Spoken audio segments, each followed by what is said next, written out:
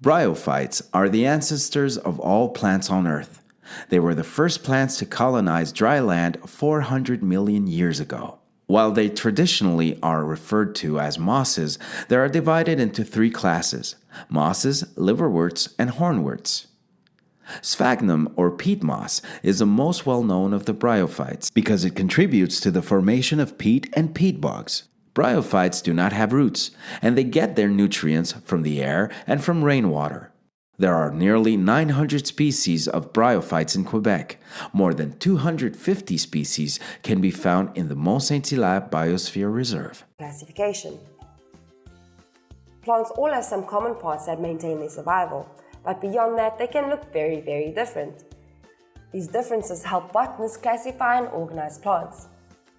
Plants within a group are more closely related to other members of their own group than they are to members of another group. Just like we as humans are more closely related to the great apes than we are to other mammals. So how are plants classified? The plant kingdom can be split into plants with seeds and plants without seeds. Not every plant grows from a seed, like ferns and mosses for example. They grow from spores instead. Other plants use asexual reproduction and grow new plants from rhizomes or tubers. The evolution of the seed was a huge evolutionary step for plants. It meant they could grow anywhere on Earth in any environment. They were no longer limited to extremely moist conditions.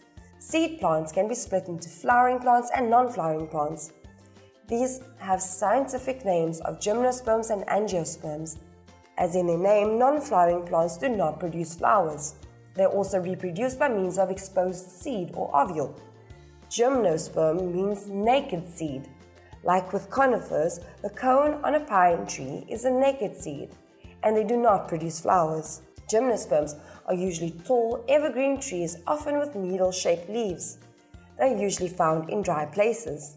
Now for angiosperms, the largest and the most diverse group in the plant kingdom, angiosperms consist of two major groups: monocotyledons and dicotyledons. These groups differ with respect to their roots, stems, leaves, flowers, fruits, and seeds. Some observable differences are that monocots have parallel veins and petals in groups of 3, whereas dicots have net-like veins and petals in groups of 4 or 5. There are other differences as well, but we don't need to worry too much about these at this stage.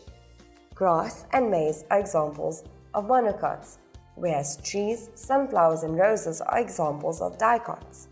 So there we have some of the ways plants are classified. You need to remember that non-flowering plants are called gymnosperms and have naked seeds. And then flowering plants are called angiosperms, which can be separated into monocots and dicots. If you liked the video, give it a thumbs up and don't forget to subscribe. Comment below if you have any.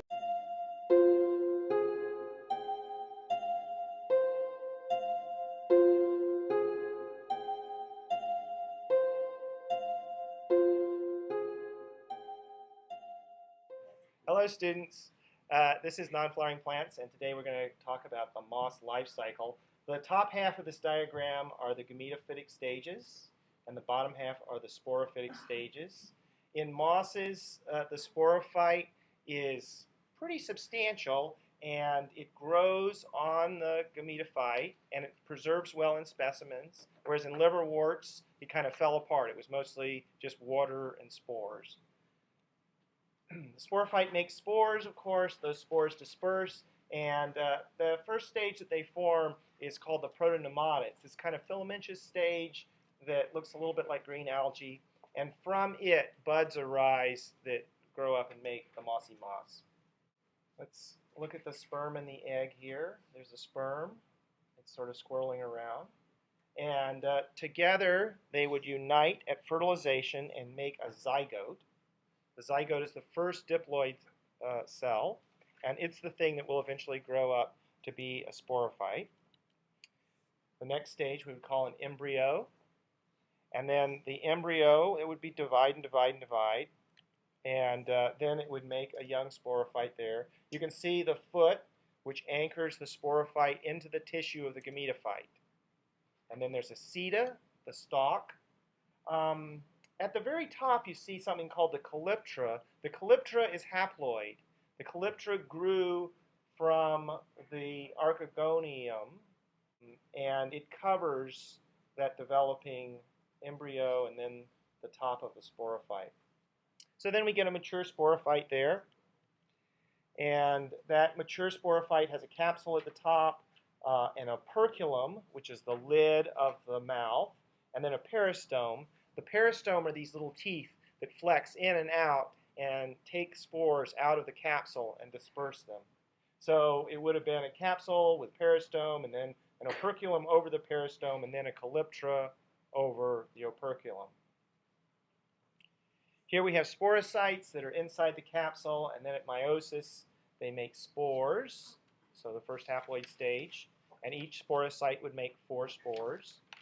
The spores are the dispersal stage. They go out and claim new ground. If they land in a place that's appropriate for that species, then they'll grow to be this protonemata. And in most species, the protonemata is just an early stage, an early filamentous stage that establishes the clone, and then the clone grows off of it.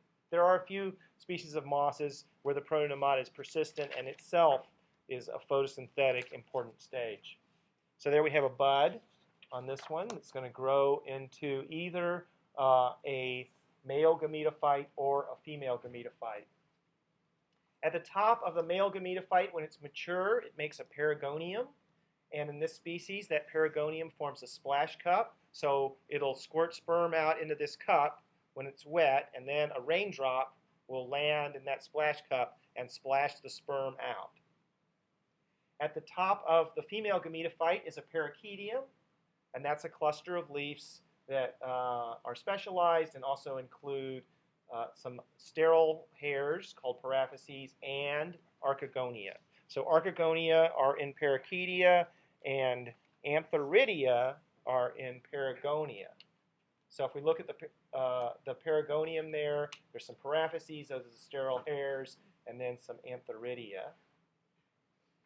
We have a blow-up there of one of the antheridia, and that consists of antheridial jacket cells surrounding the tissue that will become the sperm. And then we have a blow-up of the archegonium, and that archegonium has a venter, the cells that surround the egg, and then a neck, and a canal. And the canal cells will dissolve at maturity and allow the sperm to swim down the canal and fertilize the egg. Okay, let's go over the overview again. The top half of the haploid stages, 1 set of chromosomes, and the bottom half of the diploid stages, 2 sets of chromosomes.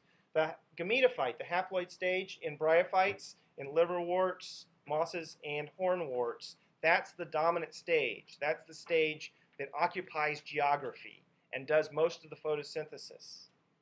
The sporophyte lives out its whole life on the gametophyte.